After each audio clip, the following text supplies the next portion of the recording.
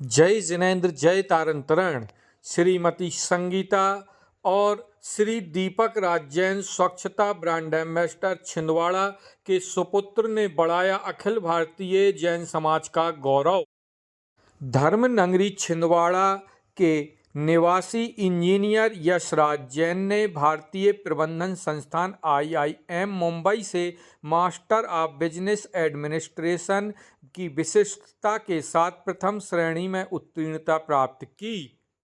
संस्थान के तृतीय वार्षिक दीक्षांत समारोह में उन्हें सम्मानित किया गया, जो छिंदवाड़ा जैन समाज के लिए गौरव का विषय है। आप श्री दीपक राज जैन, जो कि नगरपालिका के स्वच्छता brand ambassador, Arihant international academy के डायरेक्टर एवं अखिल भारतीय जैन युवा फेडरेशन के प्रांतीय मीडिया प्रभारी एवं टीम तारण टीवी के मार्गदर्शक के रूप में जाने जाते हैं।